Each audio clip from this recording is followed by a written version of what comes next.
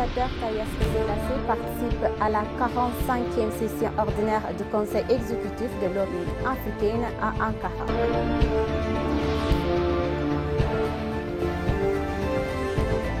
Bonjour chers téléspectateurs et bienvenue sur ABC. C'est notre journal d'aujourd'hui du samedi 20 juillet 2024. C'est moi Samre Kodado. Restez avec nous.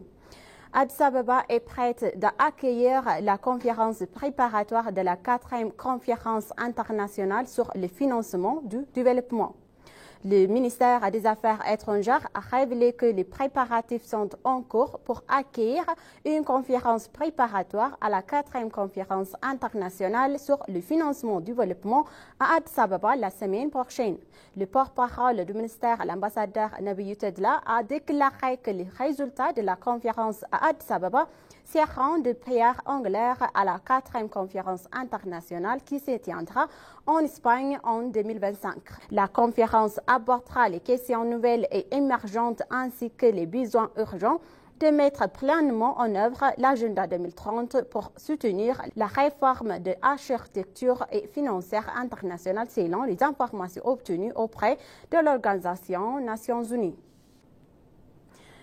Conférence internationale sur l'économie éthiopienne à Addis Abeba. Le 20e conférence internationale sur l'économie éthiopienne se tiendra à Addis Abeba avec pour objectif de mettre en lumière des solutions innovantes et de promouvoir la coopération à la fin de libérer le potentiel et de relever les défis.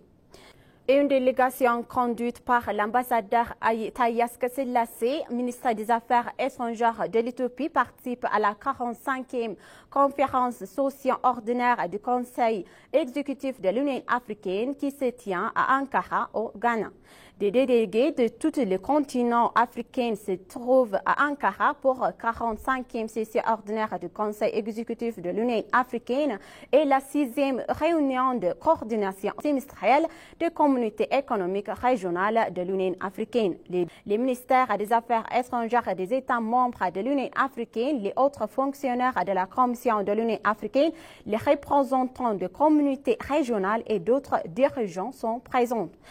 L'ambassadeur d'Éthiopie au Kenya s'est entretenu avec le chef des forces de défense du Kenya. L'ambassadeur d'Éthiopie au Kenya, le général Bacha Debele, a rencontré le chef des forces de défense du Kenya, le général C.M. Kahare. Les discussions ont porté sur le renforcement de la coopération bilatérale en matière de défense et sur la sécurité régionale. Selon l'ambassade d'Éthiopie au Kenya, ces discussions témoignent de liens solides et croissants entre l'Éthiopie et le Kenya. L'Éthiopie et le Kenya, le Soudan du Sud et l'Ouganda ont signé un protocole d'accord transfrontalier afin de lutter conjointement les maladies animales dans la région. Le protocole d'accord signé à Addis Abeba permet d'entreprendre une surveillance conjointe des maladies et une convention sur un marché et afin d'améliorer la 5e enquête démographique et sanitaire débutera la dernière semaine de juillet.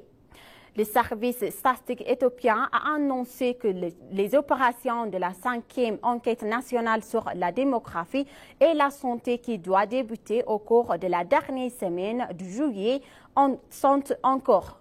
Divers anciens et personnalités ont souligné le rôle essentiel de données précises de l'amélioration de la condition démographique et sanitaire du pays. Ils soulignent également la nécessité d'élaborer les plans de politique et de stratégies fondées sur des données.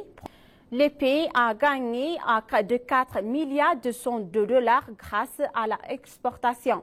Selon le ministère du Commerce et de l'Intégration régionale, les exportations ont rapporté plus que 4 milliards de dollars au cours de l'exercice fiscal éthiopien. L'évaluation de la formation de la performance de l'année fiscale en éthiopien 2016 et le plan de cette année du ministère ont en cours Judga dans la région de Somalie. Chers téléspectateurs, maintenant je vous rappelle les titres principaux.